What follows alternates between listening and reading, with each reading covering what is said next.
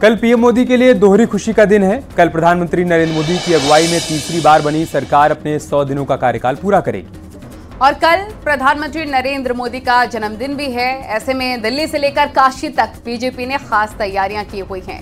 काशी विश्वनाथ में प्रधानमंत्री नरेंद्र मोदी के जन्मदिन पर विशेष कार्यक्रम रखा गया है।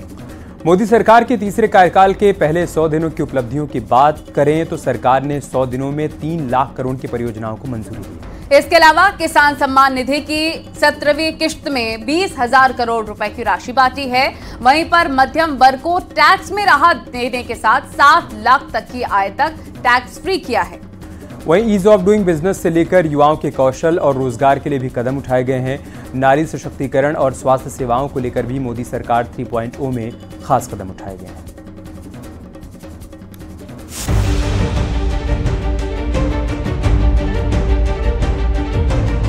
मोदी सरकार ने अपने तीसरे कार्यकाल के 100 दिन पूरे कर लिए। इस दौरान मोदी सरकार की सबसे बड़ी उपलब्धि लखपति दीदी रही। अब तक 1 करोड़ से ज्यादा लखपति दीदियों का नामांकन हो चुका है, जिनकी सालाना आय 1 लाख रुपए से ज्यादा है। पीएम मोदी के जन्मदिन पर दिल्ली से लेकर काशी तक बीजेपी कार्यकर्ताओं में उत्साह का माहौल है। काशी में पीएम मोदी के जन्मदिन पर विशेष कार्यक्रम है।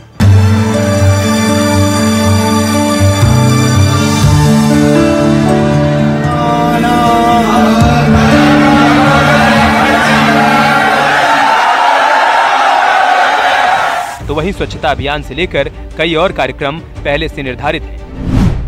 मोदी सरकार ने 100 दिनों में 3 लाख करोड़ की परियोजनाओं को मंजूरी दी है। इसके अलावा किसान सम्मान निधि की 17वीं किस्त में 20,000 करोड़ रुपए की राशि बांटी गई।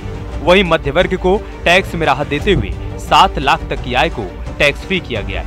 ईज ऑफ डूइंग बिजनेस से लेकर युवाओं के कौशल और रोजगार के लिए कदम उठाए गए। नारी सशक्तिकरण और स्वास्थ्य सेवाओं को लेकर भी मोदी सरकार 3.0 में खास कदम उठाए गए हैं।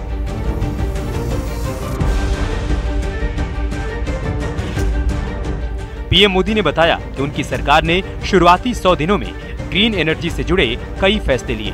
Bharat 31,000 megawatt hydro power generate करने के लिए भी काम कर रहा है। इसके लिए 12,000 करोड़ रुपए से ज्यादा अप्रूव किए जा चुके हैं। हर घर पर छत हो और हर छत पर सूरज का पहरा। पीएम मोदी ने कहा कि भारत आने वाले 1000 साल का बेस तैयार कर रहा है। देश में रिन्यूएबल एनर्जी की मांग बढ़ रही है। सरकार इसके लिए पॉलिसी बना रही है और पूरी तरह सहयोग भी कर रही है।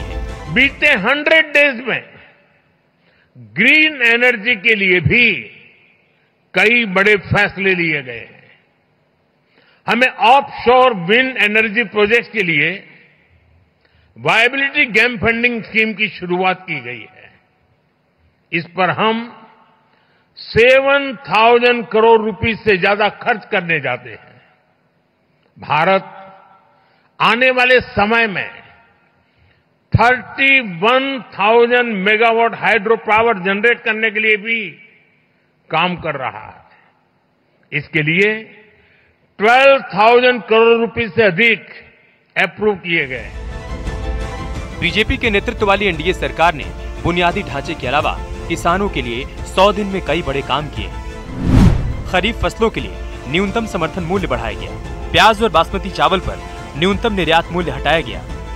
कच्चे पाम, सोयाबीन और सूरजमुखी के तेलों की आयात पर शुल्क बढ़ाया गया। कृषि को बढ़ावा देने के लिए भी कई कदम उठाए गए। सरकार द्वारा 75,000 नई मेडिकल सीटें जोड़ने का काम किया गया। मैं प्रधानमंत्री जी को बहुत धन्यवाद देता हूं, उनका हृदय से आभार प्रकट करता हूं। वे किसान हितैषी प्रधानमंत्री है, बहुत संवेदनशील है और हमेशा किसान और गरीबों के कल्याण में लगातार जुटे रहते हैं। 3 फैसले ऐसे हुए जो किसानों की फसलों का बेहतर मूल्य दिलवाएंगे और किसान की चिंता दूर करेंगे। एक्सपोर्ट ज्यादा होगा तो किसानों को दाम और ज्यादा मिलेंगे और बेहतर मिलेंगे। प्याज पर भी एक्सपोर्ट ड्यूटी 40% थी, 40% उसको घटा के 20% करने का फैसला किया है और इसलिए प्याज उत्पादक किसानों को भी ठीक दाम मिलेंगे। मैं इन किसान हितैषी फैसलों के लिए प्रधानमंत्री जी को बहुत बहुत धन्यवाद देता हूं।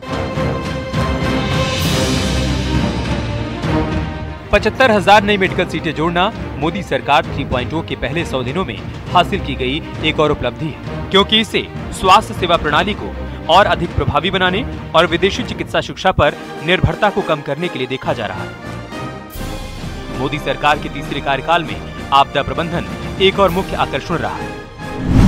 आपदा प्रबंधन विधेयक 2024 पेश किया गया। शहरी बाढ़ प्रबंधन और अग्निशमन सेवाओं को बेहतर किया जाएगा।